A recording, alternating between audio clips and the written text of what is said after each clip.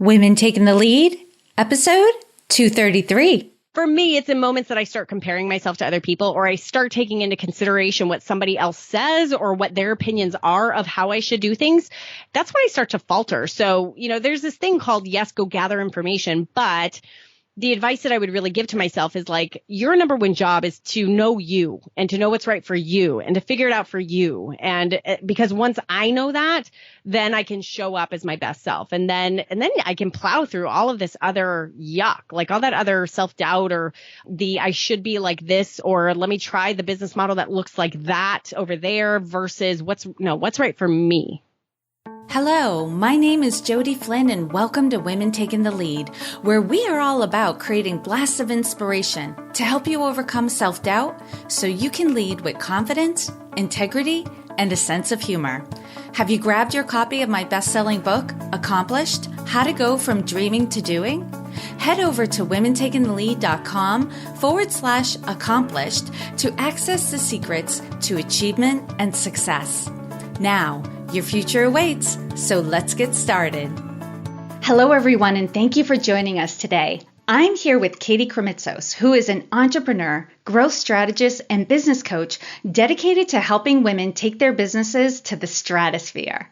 She provides online and offline education, hosts masterclasses, group and one-to-one coaching, and retreats to women who dream big and who are passionate about living their purposes through their businesses. In 2009, she began her entrepreneurial career when she joined her husband's brand new startup, Tampa Bay Business Owners. Merging her passions for women and business, in 2014, she launched the Biz Women Rock Podcast, which does rock. This gave birth to an entire community of action-taking, purpose-driven businesswomen all over the world.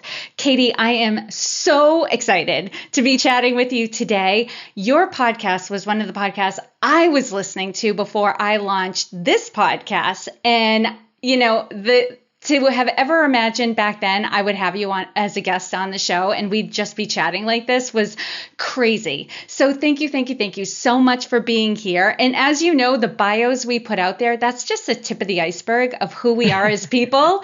So if you could share with us a little bit more about you and who you are in the world.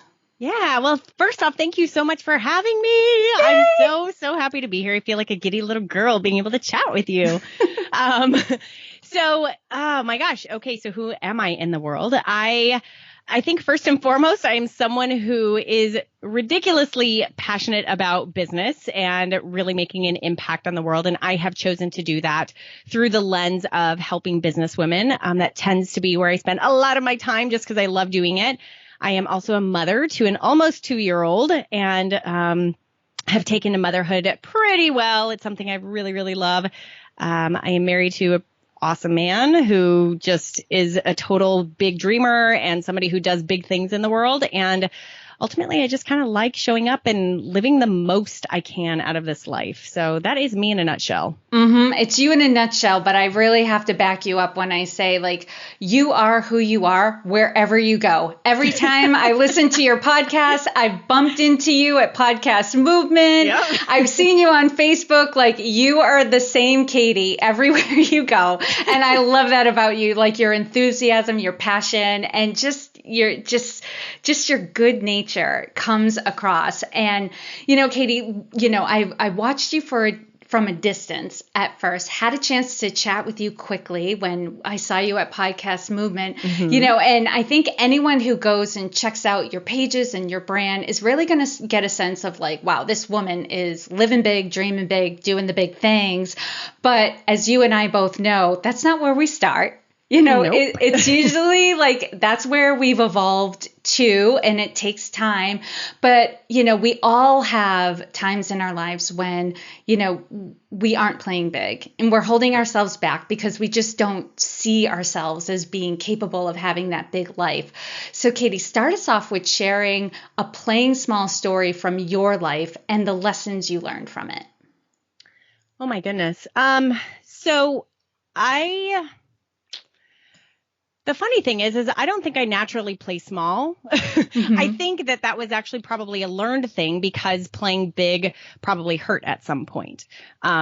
Meaning I was always a big dreamer growing up. I always had something in my head called, I'm going to make big ripples in this universe. I didn't call it that back then, but I just knew it was, I grew up in a really small town. So it was, what that meant immediately was I'm too big for my town. I got to move out of the town. I got to go. I'm going to live in the big city. I'm going to go have a big career and I'm going to help people. And then, I can remember I was an athlete. I was constantly really wanting to achieve as an athlete. And so there was this constant like showing up, doing the work, practicing all the time, getting accolades for that. So, I can't, even as a child, I don't remember really like ever kind of staying small. However, I do remember a point in time in college. It was my last year in college, I think. And at that point, I had spent a couple of years studying like women's studies. I had swung pretty far to the fence of like being a really angry, I always refer to those as my very angry feminist days. I don't have the angry part of that equation anymore, but like I was really passionate about like picking women up and like leading the charge and making an impact through women, because if I could do that, we could make this massive, massive thing happen in this world. And so I remember it was a new concept to me, like really thinking on that global of a scale in such a specific, I know that is not even that specific, but even in that particular niche way. And I remember talking to a friend about it, and he interrupted me halfway through me kind of going off on this very big idea, because I didn't know how I was going to do that at that time. I was just like, yes, I could do this. And I just don't know what that means. And he interrupted me and he said, man, I really feel sorry for you. And I was like, why do you feel sorry for me? He goes, because I don't remember exactly how he said this, but he basically said, with ideas that big, you're setting yourself up for so much disappointment. And I got to tell you, I can't tell you one specific example, but I can tell you probably for at least 5 or 6 years after that, I don't think I thought about that idea anymore.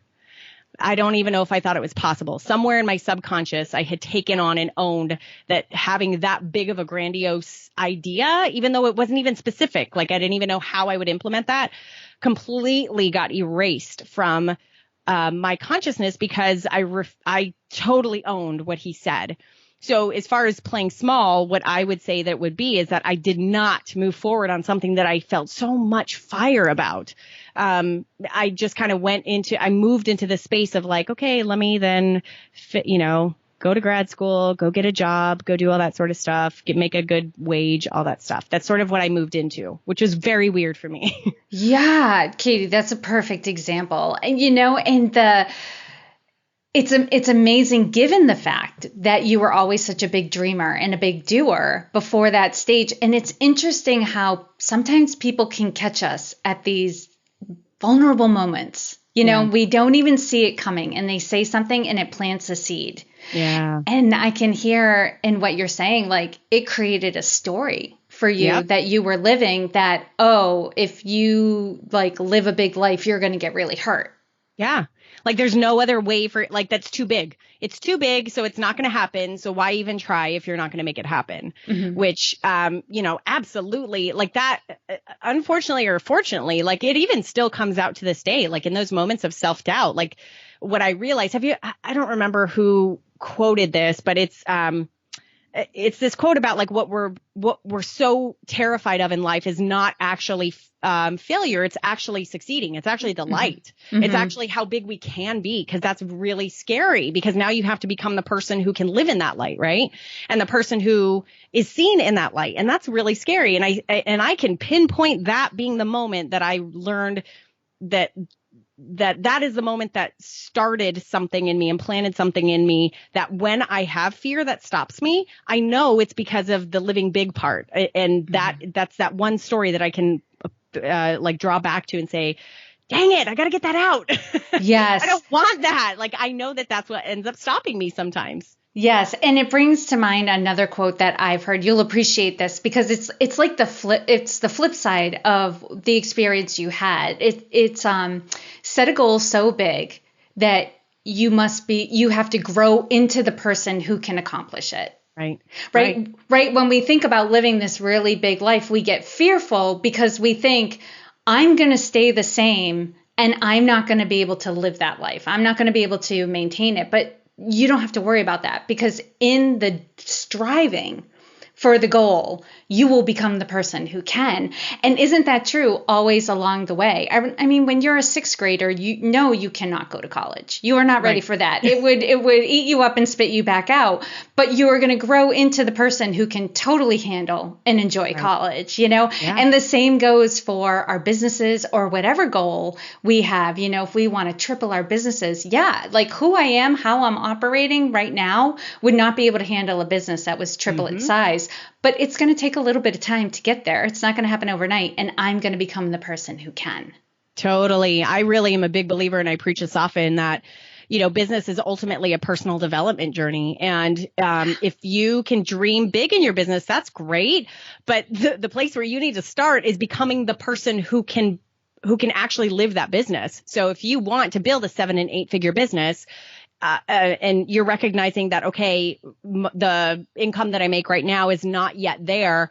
The first question is always, well, who do I need to become in order to be the person who runs a 7 and 8 figure business, right? So it becomes a personal journey on how do I need to evolve as an individual, as a leader, as a woman, as, a person who can manage a team, a person who can have a great emotional intelligence in order to get past certain things. Like that's how businesses get built, because you are forced to become someone that then knows how to run the company that you want to have. We are of the same mind, Katie. Yep. I'm loving this. All right, Katie, now share with us another story, this time of a time in your journey when you had a wake-up call, an aha moment. Take us back to that moment and share with us the steps you took that led to your success. Man, there are so many of these. I think I've had about 4 of these already this week. Oh, there are so many of these. I think aha moment, I probably will talk about one just recently since it's top of mind, which is that anytime that I experience any sort of hiccup in my personal growth, and therefore like in my business growth or my growth as a mother, my growth as a wife and partner, I always know that it comes internally. So a big wake up call or a big kind of aha moment that I had was that I recently was kind of going through a really big low moment in my business, really having a lot of self-doubt, really having this like, what am I doing here? Right. Which is crazy because that's not how I show up all the time, but these moments happen. So it was in that down moment that I happened to get interviewed on my friend's podcast, Weight Loss Nation. And the story behind that is a total random one where, I was talking to her off to the side one day because she happens to be here local with me. And I was kind of telling her this backstory that I had of having an eating disorder and how like I've had this whole like history of weight loss and body and food and all that sort of stuff. She looked at me like, really? Never would have thought that about you. Not that you were not, that's not the person I know. And I was like, I know, it was like over a decade ago. Like I rarely think about that time anymore. And so we ended up talking on her podcast about it. And it brought me back to that time period of my life, that season of my life that I had gone through something so intense that required so much growth and so much willingness to get back up over and over again and keep muddling through so I could figure it out. And ultimately I did. And ultimately I'm in a very healthy place with that. But the big aha moment was like, I know how to do this. I know what it's like to go through some down moments, and I know what it's like to really doubt myself and to ultimately find that strength internally and to know who I am. And I know how to get past seasons that feel like they're never going to end. I know how to move from, oh my gosh, intense to a place of peace and total health and fulfillment and flow. Like I already know how to do this. So, that would just be one example of one of many, many ahas. But, ultimately the lesson is that so many of us as women along our journeys in life, like we've already experienced some great experiences that have taught us so much that we can easily apply to any other experience that we are challenged with or facing at the moment that we may or may not really know how to deal with in the moment. But once you realize, like, you know what, I've already done this. Like I already know how to go through this. Let me apply those lessons to this. Like that was a really great aha moment. Yeah, we forget the tools we already have in our toolbox, especially like you said, like, especially if you're generally like an up person, when you find yourself feeling down, you're almost like, it's almost like slipping on ice. You're just like, where is this? What's happening? And Katie, I'm curious, what were some of the things that you did, during the second time around to get yourself out of that funk? Oh my goodness. So a couple of things that work really well for me is that I talk. I need an intimate group of support. And so that comes in a couple different ways. Like I have my sister who is like my go-to. She knows everything that's in my closet. So she's a very safe space for me to go to in really dark moments. I have a business coach that I go to and acts as a mentor, and I can tell her as it relates to business, like through the lens of business, like, oh my God, I'm experiencing this. And I can sort of download on her. And just the nature of talking it out takes the toxic sting out of all of the thoughts. So if I get the thoughts out of my head as soon as possible, then it really takes a lot of the toxicity out of it. I journal a lot. But I journal not necessarily in like the ways of, hey, this is what happened and this is how I'm feeling. Although I do some of that, I actually journal a lot about what I want my life to be, because a lot of times in really low moments, we really forget what it is we want. We're so focused on what we don't have or what's missing or what the struggle is. And so what I do is I have a process that I go through of like really identifying things that I'm really grateful for. And we all know that, but like the act of writing it out is really powerful, and just seeing all of the great things that I have in my life, and then actually envisioning what it is I do want. Because if I can get focused on the things that I want, two things happen. I actually realize I'm not that far away from those things. And actually I might kind of have some of those things already. And it gives me, it allows me to move towards something. And I work so much better if I have a goal that I'm working towards, rather than just commiserating in my own misery of how horrible things are. Yes, I'm laughing because, for me, low moments like that come about when I've lost like clarity and vision around where I want to go. So then I'm just kind of spinning my wheels and being like, what am I doing here? What am I doing here? What's going on? And I love how you said that. And it's great advice, whether you're an extrovert or an introvert or a combination of the two. Like talking it out, writing it out will help you get clear on, will help you release some of the negative emotion and the negative thoughts, but get you focusing on what's good and what do I love and where do I want to go? What do I want life to be like? And I'm like you, like once I know what I need to do, like I'm off. I'm done talking. I'm done writing. I'm in action and I'm feeling great again. Yeah.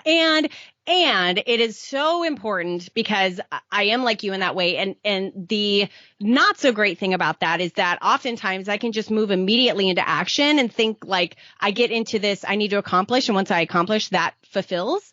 So what I need to do is recognize the giant personal lesson that I really did need to learn during that low moment, and give myself some love for that. So for me, it's like those moments constantly remind me to take better care of myself and to better love myself. So like, in a lot of these low moments, there's definitely like negative self-talk. And so there's this constant lesson of like, dude, Katie, would you talk to yourself really nicely? Because if you let your friend talk to themselves like that, like you would smack her, Okay. So it is definitely an ever evolving practice of treating myself and this art of self-love and understanding that paying attention and giving yourself the love then allows you to nourish other people. So it's like, it's not just the act of like, what am I accomplishing after that? Although that stuff does fulfill me and it feels really good. It's also making sure that I take the lesson from that and enact that to where it builds me up and I'm a better person internally because of it.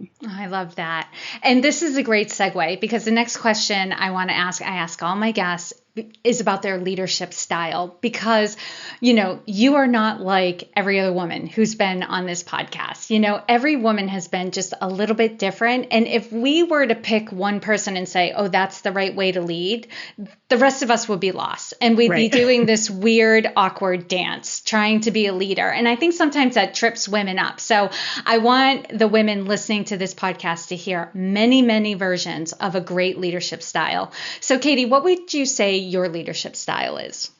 I would say without a doubt, the type of leader that I am is the, you know, sisters in arms. I'm the one who is very authentic. I'm very vulnerable. As Jody and I were talking about before, you know, we started the conversation is, you know, I'm the one who is very real in sharing the ups, the downs, the realness of what my journey is like. I knew at a very early age that me sharing vulnerable moments, whether they were quote unquote good or bad moments, doesn't really matter. But me being willing to share those moments that I was experiencing allowed other people, women specifically, to say, oh my God, I'm glad I'm not the only one.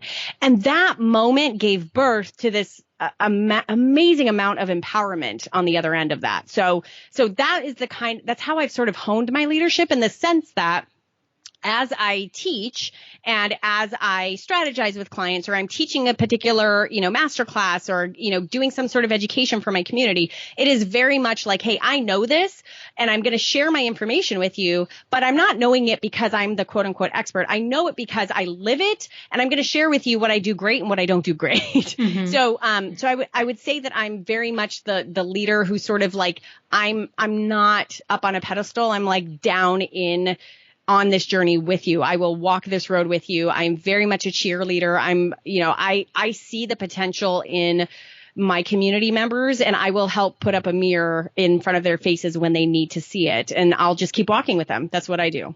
I love that. And it goes back to your original story about you saw yourself someday leading the charge for women and being out there, and you're doing it by being transparent and sharing what's going on in your life.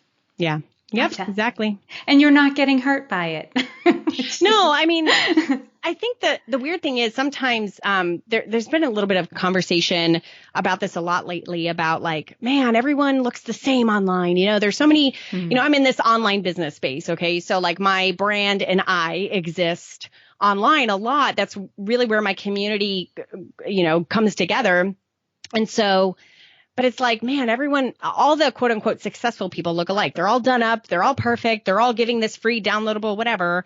And I guess there's this thing called, I don't need to be anything other than me. And when I show up as me, the people who are attracted to that and find value in that they're listening. I've got their ear and I can help them. And then they're the best person to be helped by me. So, you know, as far as the leading goes, it's just about like being authentically you in the way that feels best for you. There are some people in my space who are like, there's no way I would ever share that type of a story, Katie. That is way too vulnerable for me. There's no way I would drop that, you know, that expletive in that email. And it's like, okay, well, do whatever feels right for you, you know, because who you are and how you find that perfect marriage of how you communicate who you are to be able to give value to other people is what eventually attracts your ideal tribe around you.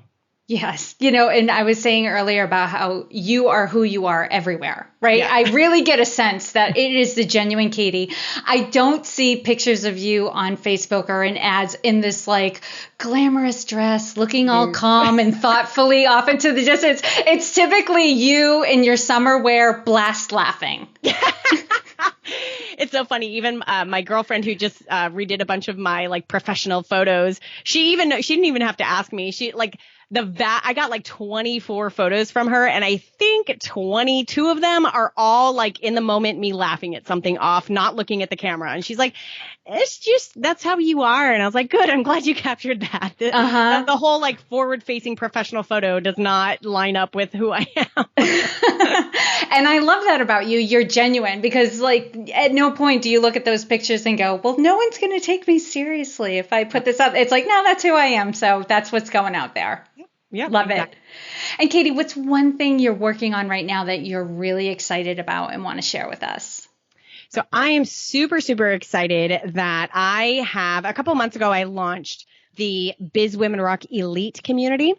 So it's a cool, I wouldn't even call it a project. I would call it really kind of the next phase of the whole Biz Women Rock community, because this is where I get the opportunity to be the community leader for women who are just super on fire about their businesses. They are 1,000% determined to grow their businesses because they see it as a vehicle for being able to have an impact on the world, being able to have an impact in their lives that can help them get to the goals that they have in their lives, but ultimately have them fulfill a purpose. So for these women within the elite community, I basically I keep on curating like the best of the best content, whether it's particular experts that I know that I can bring in for masterclasses.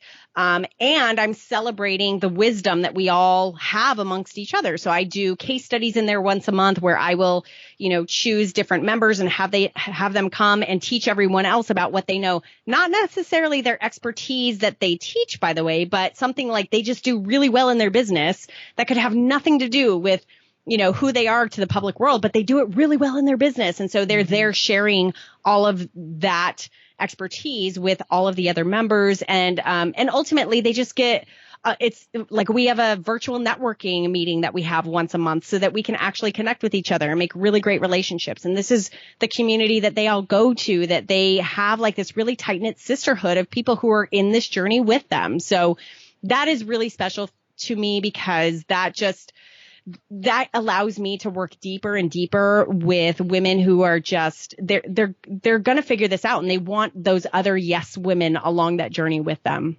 Mm-hmm. And I know from my experience, women are craving community, and not just any community. They want to be in community with other women who are like-minded and up to similar things. Yep, exactly. So these are the women who are, you're never going to hear like, oh, you can't do that, or no, I don't think that sounds possible. Like these are the women who are always going to say, like, if there's a member who says, hey, I'm thinking about doing this, and what do you guys think? Like these are the women that are going to have a massive conversation about how, and have you thought about this? And oh my gosh, what about this? And I have a friend over here who can help you with that. And you need to talk to this person. So it ends up being a massive value for each and every one of those women who want to feel like there's a safe space that they could go to and a trusted space that they could go to, so they don't feel like they're so alone on this journey. This entrepreneurial journey can be really lonely sometimes. And my goal is to make sure that women know that they have that sisterhood to go to and to be a part of, that you've got dozens and dozens and dozens of other women at your back with you.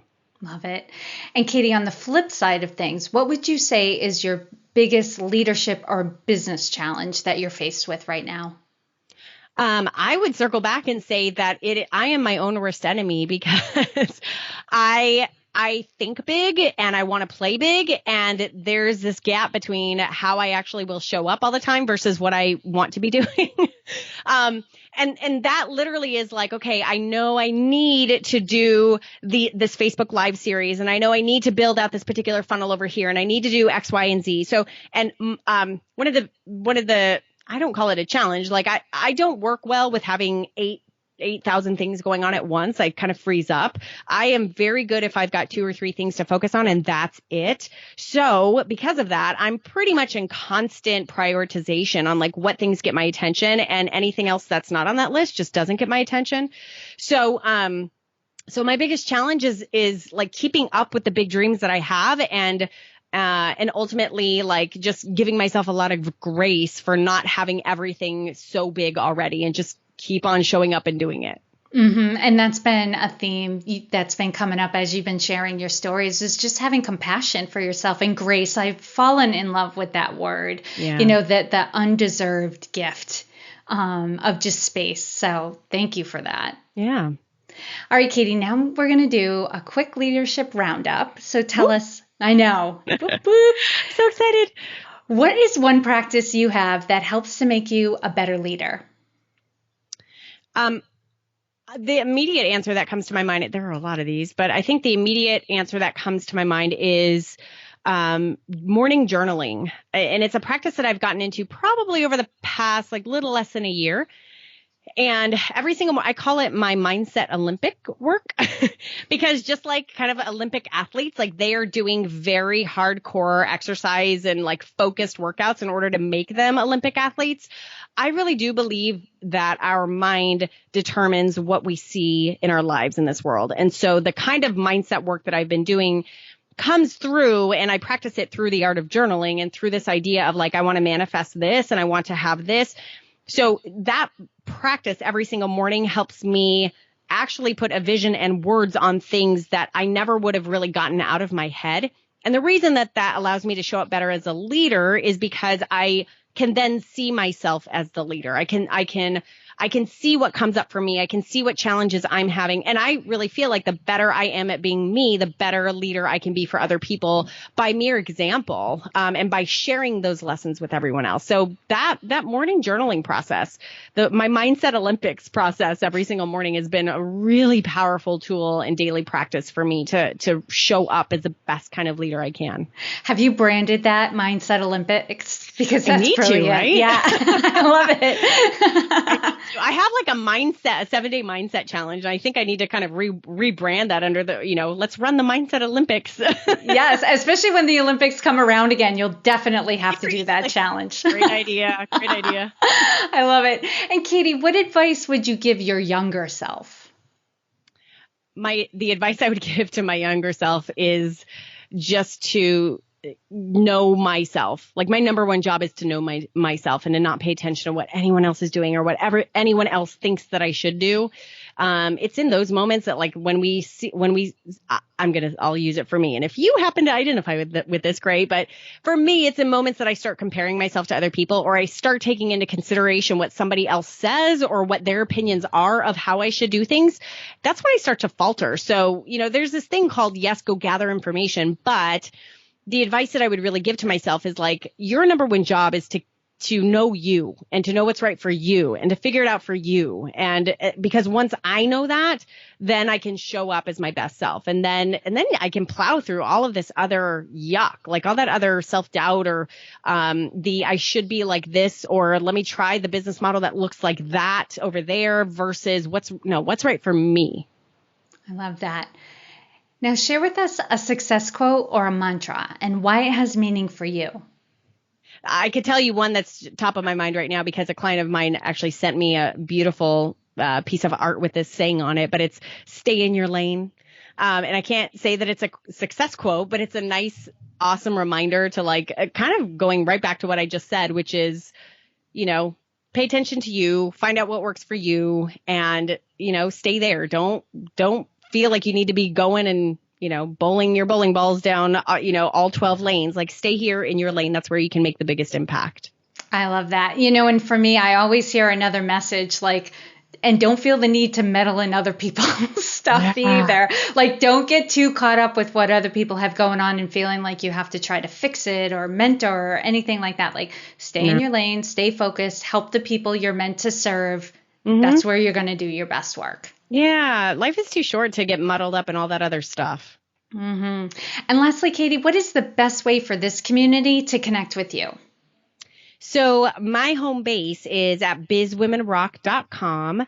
And immediately when you go there, if you choose to opt in, you'll get a private invitation from me to join our private Facebook group. That is really where anyone who listens to my podcast or anyone who's a part of the Biz Women Rock community at large, that's where we all hang out. And that's such a great way to kind of have 24-hour access to other awesome women who are doing some really great things in this world. So that is the best way to connect with me. Yeah. And I'm a member of that community, and it is just chock full of lovely, ambitious, go-getting women. So if that's you, definitely check out Katie's community. And for most of you, I know you're in the car, you're out for your run, you're like on the go, and it's hard to write down all this stuff. But you can go to womentakingthelead.com and you'll find Katie's show notes page there. She spells her name Katie. So put that in the search bar. Her page will come up. And Katie, thank you so much for taking the time to inspire and enlighten us. We are all better for having met you. Jody, thank you so much. And I really, really appreciate you having me on. And I'm just such a big fan of what you're doing here. Before we say goodbye, I want to give a huge shout out to Millie Welsh at ZebraLab Web Solutions. She does the hosting for the Women Taking the Lead website, as well as the SEO and payment solutions. So if you need help with any of these things, contact Millie at zebralabwebsolutions.com. Thank you all for joining me on Women Taking the Lead. And to strengthen you on your own leadership journey, I'd like to send you off with a quote from Marianne Williamson, so here goes. Our deepest fear is not that we are inadequate. Our deepest fear is that we are powerful beyond measure. It is our light, not our darkness, that most frightens us. We ask ourselves, who am I to be brilliant, gorgeous, talented, fabulous? Actually, who are you not to be? You are a child of God. Your playing small does not serve the world. There is nothing enlightened about shrinking so that other people won't feel insecure around you. We are all meant to shine as children do. We were born to make manifest the glory of God that is within us. It's not just in some of us, it's in everyone. And as we let our own light shine, we unconsciously give other people permission to do the same. As we are liberated from our own fear, our presence automatically liberates others. Again, thank you for joining me, and here's to your success.